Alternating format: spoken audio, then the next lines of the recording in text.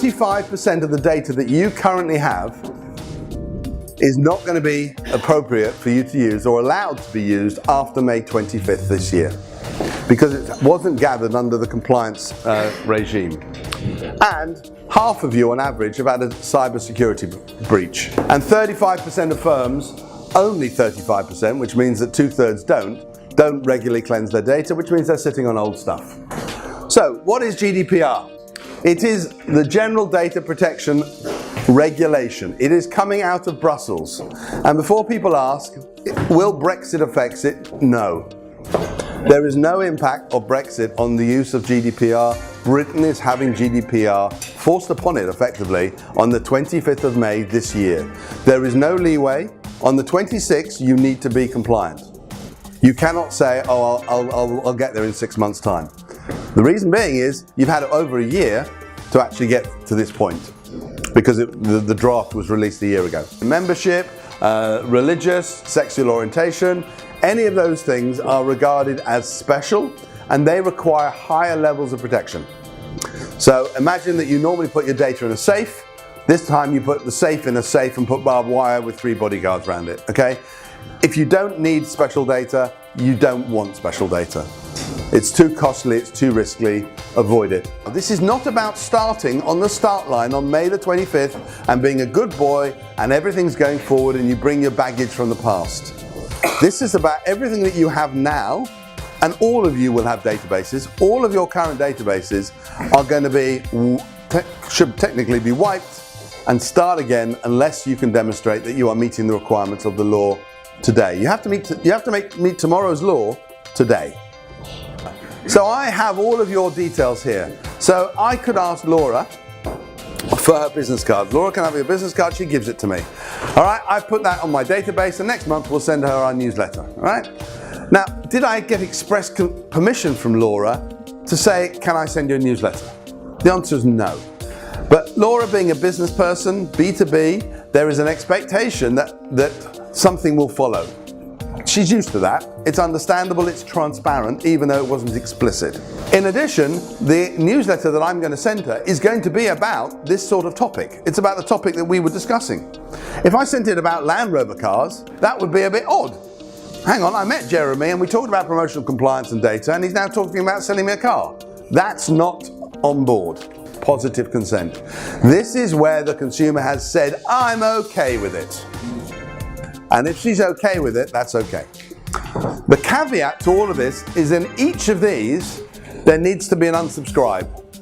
Particularly these two, because that's obviously a one-time use. But here, when Laura gives me her business card and I send her the newsletter, my newsletter must say, if you want out, just do this. Every communication with her must be exit option. Most of you will be using cloud. Where is the data in the cloud? Where's it stored? Is it stored within the EU, or are you just using Amazon and you haven't a flipping clue which country in the world it is? And if it's in Arizona, you're probably breaking the rule. Why? Because Arizona operates probably under American data protection law, not under EU law, so you're not going to be compliant. Consent must have no strings attached. By entering our prize draw, you agree to us passing on, selling on your data. No. I wish to enter the prize draw, and then I wish to have the option of whether I allow my data to be passed on to named third parties or not. But I want to be in the prize draw regardless of whether I tick yes or no. You can't have strings. So don't use pre-tick boxes, don't use double negative. If you do not wish to receive my newsletter, do not untick this box. What? So we're going to do a little bit of an exercise now. There are some sheets, I think 3 per table. Split them up across you and just have a look at those and then mark as pairs, as threes, your own views. Put a circle around the things that you think are wrong. Did anyone think on the first page though any of them were compliant? No. Very good. Double negative, if you do not want such message, tick here, no. Because we hold data on the marketing manager of XYZ, because we like to send him our email, is that under business to business, is that covered under GDPR? Yes, it is. It is covered.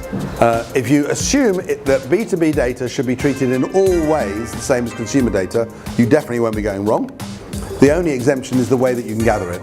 Is if I give you my business card, you can put me in and you can't prove direct consent. What's your favourite brand and what's your favourite store? And of course, logically you think you shouldn't really be asking for those, but they're not really sensitive. Do you have a reason for asking for them?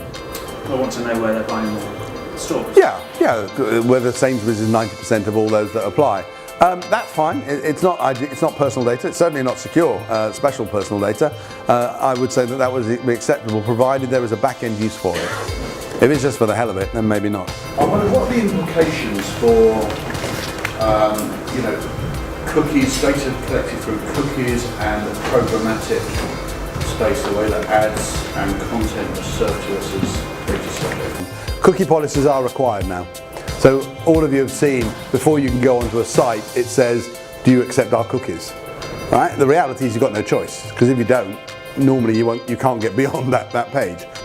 And do you need a DPIA for non-sensitive data? Yes, absolutely you do.